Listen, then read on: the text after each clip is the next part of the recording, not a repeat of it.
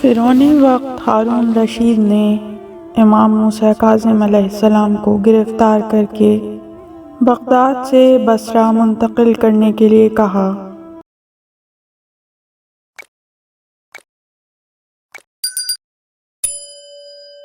اور بصرہ کے گورنر عیسیٰ بن ابو جعفر کو قید کرنے کا حکم دیا، تو آپ کو ایک گھر میں قید کر دیا اور اس قید خانے کے دروازے بند کر دیے گئے، اور ان دروازوں کو صرف 2 حالتوں میں کھولا جاتا تھا، ایک طہارت کے لیے اور دوسرے کھانا دینے کے لیے۔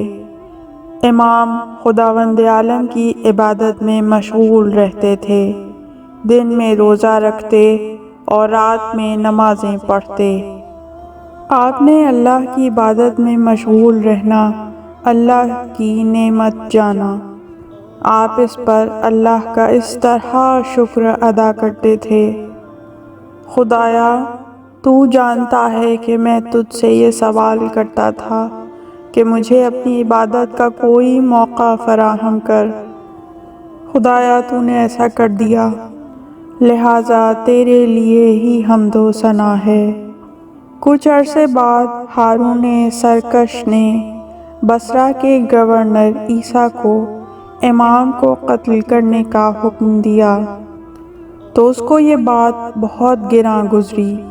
اس نے اپنے حواریوں اور موالیوں کو بلا کر اس سلسلے میں مشورہ کیا، تو ان سب نے اس کو ایسا کرنے سے منع کیا، اور اس نے ہارون کو ایک خط لکھا جس میں یہ تحریر کیا کہ مجھے ایسا کرنے سے معاف کیجیے، جس کا مضمون کچھ یوں ہے: موسیٰ بن جعفر ایک طولانی مدت سے میرے قید خانے میں ہیں، اور میں تجھ کو ان کے حالات سے آگاہ کرتا رہا ہوں، اور میری آنکھوں نے اس طویل مدت میں امام کو عبادت کرنے کے علاوہ اور کچھ نہیں دیکھا، اور جو کچھ امام اپنی دعا میں کہتے تھے وہ بھی سنا ہے۔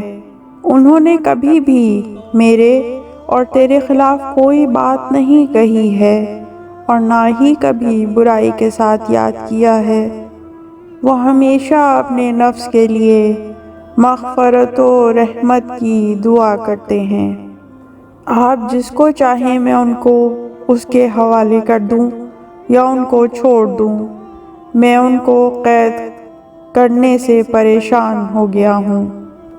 خط ملا تو ہارون نے عیسیٰ کو بلا کر کہا کہ امام کو بغداد میں فضل بن ربیع کے قید خانے میں منتقل کر دیا جائے۔ جب امام وہاں پہنچے تو اس نے آپ کو اپنے گھر میں قید کر دیا۔ امام عبادت میں مشغول ہو گئے۔ آپ دن میں روزہ رکھتے اور رات میں نمازیں پڑھتے تھے۔ فضل امام کی عبادت کو دیکھ کر مبہوت ہو کر رہ گیا۔ وہ اپنے اصحاب سے امام کے ذریعے اللہ کی عظیم اطاعت کے بارے میں باتیں کرتا۔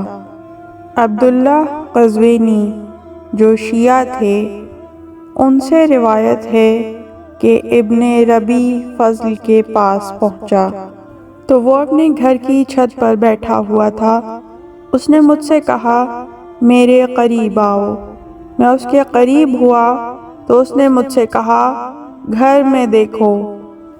جب عبداللہ نے گھر میں دیکھا تو اس سے فضل نے کہا، تم گھر کے اندر کیا دیکھ رہے ہو؟ میں نے کہا، میں ایک لپٹا ہوا کپڑا پڑا ہوا دیکھ رہا ہوں۔ صحیح طریقے سے دیکھو۔ تو میں نے ایک شخص کو سجدہ کرتے ہوئے دیکھا، کیا تم اس کو پہچانتے ہو؟ میں نے کہا، نہیں۔ اس نے کہا، یہ تمہارے مولا و آقا ہیں۔ میرے مولا؟ کون؟ تم میرے سامنے لا علمی کا اظہار کیوں کر رہے ہو؟ میں لا علمی کا اظہار نہیں کر رہا ہوں، لیکن میں نہیں جانتا کہ میرے مولا کون ہیں۔ فضل نے کہا، یہ ابو الحسن موسیٰ ابن جعفر ہیں۔ پھر فضل عبداللہ سے امام کی عبادت کے متعلق یوں بیان کرنے لگا، میں نے رات دن میں کوئی ایسا وقت نہیں دیکھا کہ امام کو اس حالت میں نہ دیکھا ہو جس کی میں نے تمہیں خبر دی ہے۔ امام صبح تک نمازیں پڑھتے رہتے ہیں، نماز کے بعد آفتاب کے طلوع ہونے تک دعائیں پڑھتے ہیں، اس کے بعد زوال آفتاب تک سجدے میں رہتے ہیں۔ زوال کے وقت کوئی ان کو آ کر بتاتا ہے، مجھے نہیں معلوم کہ کب غلام ان کو آ کر کہتا ہے کہ زوال کا وقت ہو گیا ہے۔ جب وہ سجدے سے اٹھتے ہیں تو تجدید وضو کے بغیر پھر نماز پڑھنے لگتے ہیں، اور میں جانتا ہوں کہ وہ سجدوں میں ہرگز نہیں سوتے، نہ ہی آپ پر غفلت طاری ہوتی ہے، اور نماز عصر تک آپ اسی طرح رہتے ہیں، اور جب عصر کی نماز سے فارغ ہو جاتے ہیں تو اس کے بعد آپ سجدہ کرتے ہیں اور سورج کے غروب ہونے تک سجدے کی حالت میں رہتے ہیں۔ جب سورج غروب ہو جاتا ہے تو آپ سجدے سے اٹھتے ہیں اور کسی احتیاج کے صادر ہوئے بغیر نماز مغرب بجا لاتے ہیں۔ آپ ہمیشہ نماز عشاء تک نماز اور تعقیبات نماز پڑھتے تھے، اس کے بعد نماز عشاء بجا لاتے، اور نماز عشاء پڑھنے کے بعد آپ کچھ تناول فرماتے، اس کے بعد تجدید وضو کرتے، پھر سجدے میں چلے جاتے، اس کے بعد سجدے سے سر اٹھاتے تو کچھ دیر کے لیے سو جاتے، اس کے بعد اٹھ کر تجدید وضو کرتے اور طلوع فجر تک نماز پڑھتے، اس کے بعد نماز صبح بجا لاتے تھے۔ جب سے میرے پاس ہیں ان کا یہی طریقہ ہے۔ جب عبداللہ نے فضل کو امام کا یہ اکرام و تکریم کرتے دیکھا تو اس کو امام کی شان میں کوئی گستاخی نہ کرنے کی یوں تاکید کرنے لگا، اللہ کا تقوی اختیار کر، اور اس سلسلے میں کوئی ایسا کام نہ کرنا جس سے تیری نعمت زائل ہو جائے، اور جان لے کسی کے لیے کوئی برائی نہیں کی مگر یہ کہ اس کی نعمت زائل ہو گئی۔ فضل نے کہا، مجھے کئی مرتبہ آپ کو قتل کرنے کا حکم دیا گیا لیکن میں نے قبول نہیں کیا، اور تم جانتے ہو میں کبھی ایسا نہیں کروں گا۔ اگر مجھے قتل بھی کر دیا جائے تو بھی جو انہوں نے مجھ سے کہا وہ انجام نہیں دوں گا۔ امام قید خانے میں ایک طویل مدت تک رہنے کی وجہ سے آزردہ خاطر ہو گئے، اور آپ نے خدا سے ہارون کے قید خانے سے نجات عطا کرنے کی التجا کی۔ آپ نے رات کی تاریکی میں 4 رکعت نماز ادا کی اور خدا سے یہ دعا کی، اے میرے سید و آقا، مجھے ہارون کے قید خانے سے نجات دے، اس کے قبضے سے مجھے چھٹکارا دے، اے ریت اور مٹی سے درخت کو اگانے والے، اے لوہے اور پتھر سے آگ نکالنے والے، اے گوبر اور خون سے دودھ پیدا کرنے والے، رحم مادر میں بچے کی جھلی اور رحم سے بچہ پیدا کرنے والے، اے احشاء اور امعاء سے روح کو نکالنے والے، مجھے ہارون کے ہاتھ سے نجات دلا دے۔ اللہ نے اپنے ولی کی دعا کو مستجاب کر لیا اور آپ کو باغی ہارون کے قید خانے سے اس خواب کے ذریعے رہائی دلائی جو اس نے دیکھا تھا۔ ہارون نے امام کو دوسری مرتبہ گرفتار کر کے فضل بن یحییٰ کے قید خانے میں ڈال دیا۔ فضل نے امام کی بہت ہی خاطر و مدارات کی جس کا آپ نے بقیہ دوسرے قید خانوں میں مشاہدہ نہیں کیا تھا۔ ہارون کے ایک جاسوس نے فضل کی امام کی خاطر ان آیات کی خبر ہارون کو دی، جس کو سن کر ہارون طیش میں آ گیا۔ اس نے فضل کو وہاں سے ہٹا کر 100 تازیانے لگانے کی خاطر ایک سپاہی روانہ کیا، اور جس وقت وہ تازیانے لگانے لگا اس وقت ہارون رشید اپنے محل میں تھا۔ وہیں پر وزراء اور لشکر کے سردار اور لوگوں کا ہجوم اکٹھا تھا۔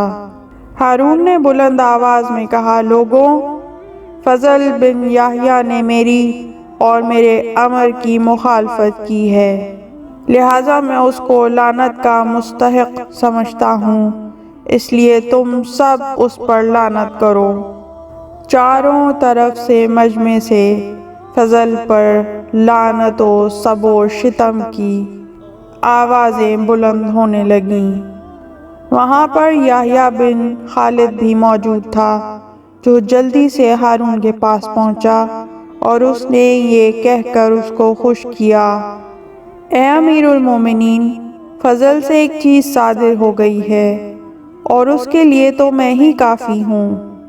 ہارون رشید خوش ہو گیا، اس کا غصہ دور ہو گیا اور اس نے یہ کہہ کر اپنی خوشی کا اظہار کیا، فضل نے ایک امر میں میری مخالفت کی تو میں نے اس پر لعنت کر دی ہے، اور اس نے اگر توبہ کر لی ہے تو ہم نے بھی اس کی توبہ قبول کر لی ہے، لہٰذا تم سب جاؤ۔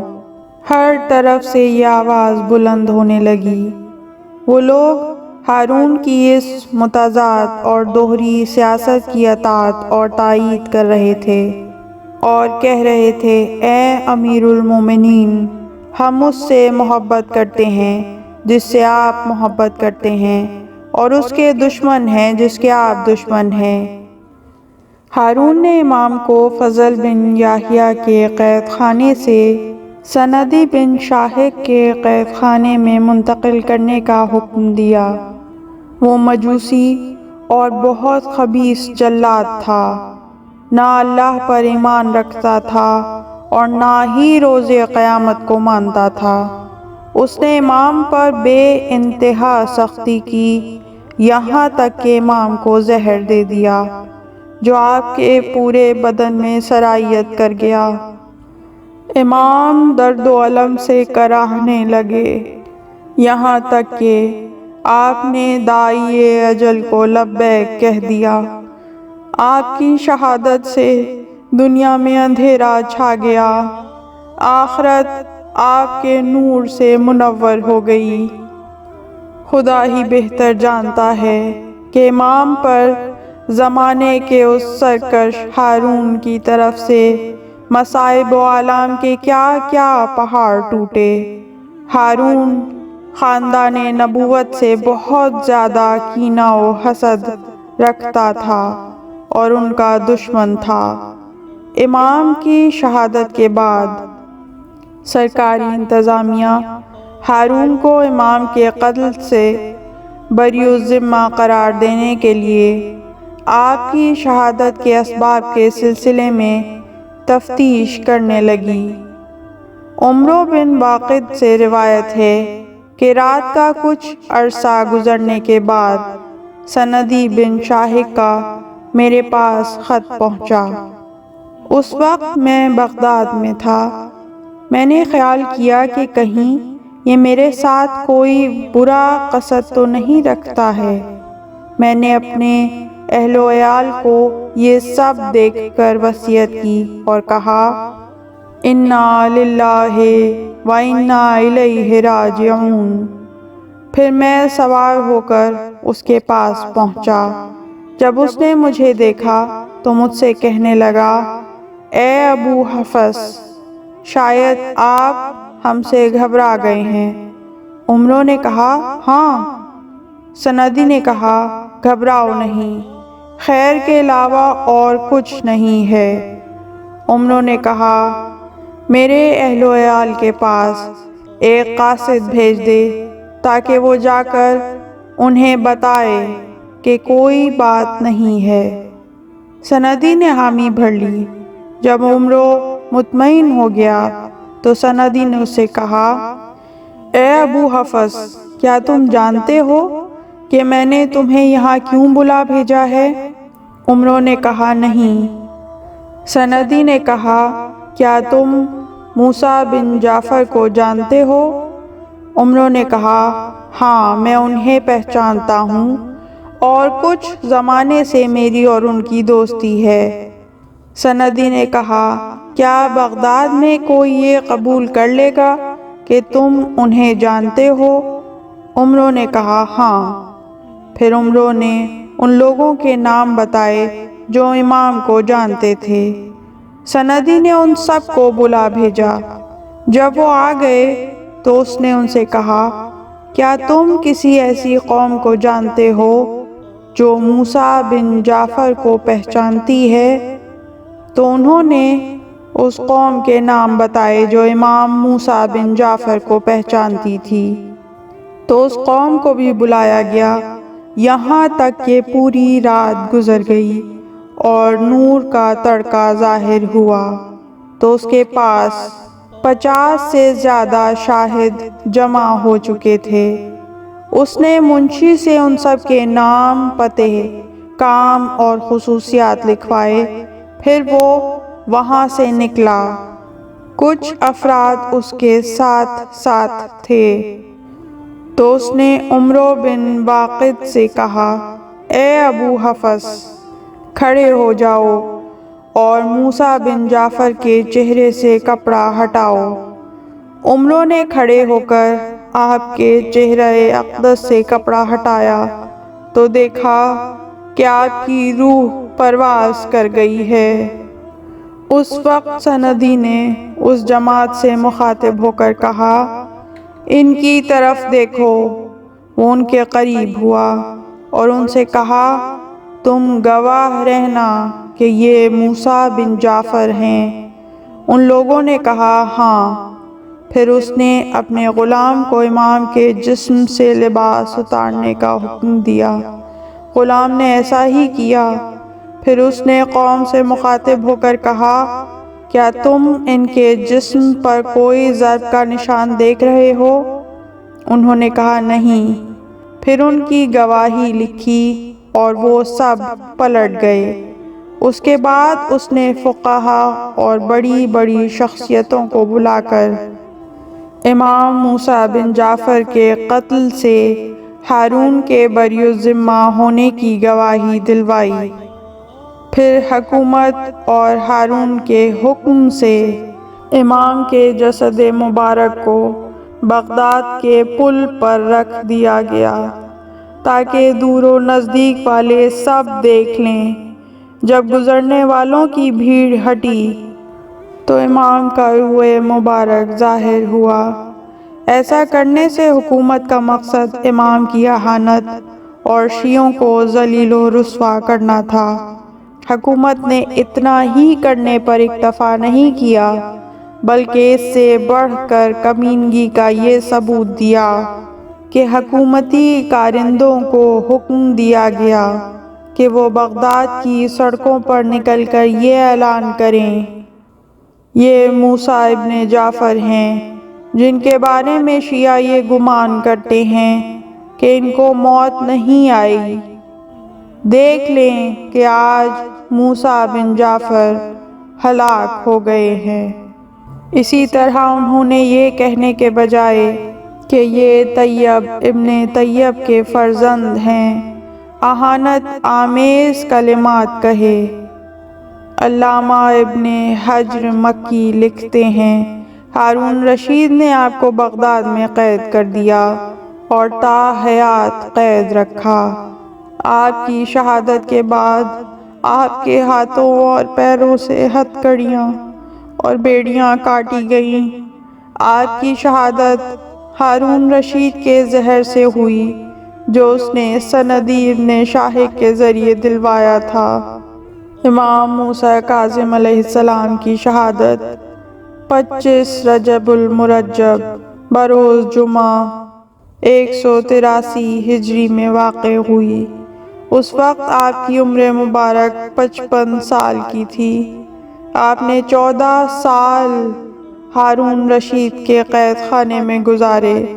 شہادت کے بعد آپ کے جنازے کو قید خانے سے ہتھکڑی اور بیڑی سمیت نکال کر بغداد کے پل پر ڈال دیا گیا اور نہایت ہی توہین آمیز الفاظ میں آپ کو اور آپ کے ماننے والوں کو یاد کیا گیا۔ سلیمان بن جعفر ابن ابی جعفر اپنے کچھ ساتھیوں کے ساتھ ہمت کر کے لڑ بھڑ کے امام کے جسد مبارک کو دشمنوں سے چھین کر لے گئے اور ہتھکڑیاں اور بیڑیاں کاٹ کر غسل و کفن کا انتظام کیا، جو حضرت امام علی رضا علیہ السلام نے اپنے اعجاز امامت سے وہاں پہنچ کر ادا کیا۔ پھر سلیمان بن جعفر امام کے شیعوں کے ہمراہ بڑی شان سے جنازے کو لے کر چلے۔ ان لوگوں کے گریباں امام مظلوم کے غم میں چاک تھے اور یہ لوگ برہنہ پا تھے، انتہائی غم و اندوہ کے عالم میں جنازے کو لے کر مقبرہ قریش باب الدین میں پہنچے، جہاں کاظمین میں اب موجودہ روضہ مقدس ہے۔ امام علی رضا علیہ السلام کہ جنہوں نے اعجاز امامت سے مدینہ منورہ سے پہنچ کر غسل و کفن انجام دیا تھا، انہوں نے ہی نماز جنازہ پڑھوائی۔ اس کے بعد آپ نے اپنے والد بزرگوار کو سپرد خاک فرمایا۔ تدفین کے بعد امام علیہ السلام مدینہ منورہ واپس تشریف لے گئے۔ جب مدینے والوں کو آپ کی شہادت کی خبر ملی تو کوہرام برپا ہو گیا، نوحہ و ماتم اور تعزیت کا سلسلہ مدتوں جاری رہا۔ انا للہ و انا الیہ راجعون۔ اس طرح کی مزید تحقیقی، علمی اور تاریخی ویڈیوز دیکھنے کے لیے چینل کو سبسکرائب کیجیے اور بیل آئیکن پہ کلک کیجیے۔ ویڈیو کو لائک کریں اور کامنٹس کے ذریعے بتائیے کہ آپ کو ویڈیو کیسی لگی۔ اگلی ویڈیو تک کے لیے خدا نگہدار۔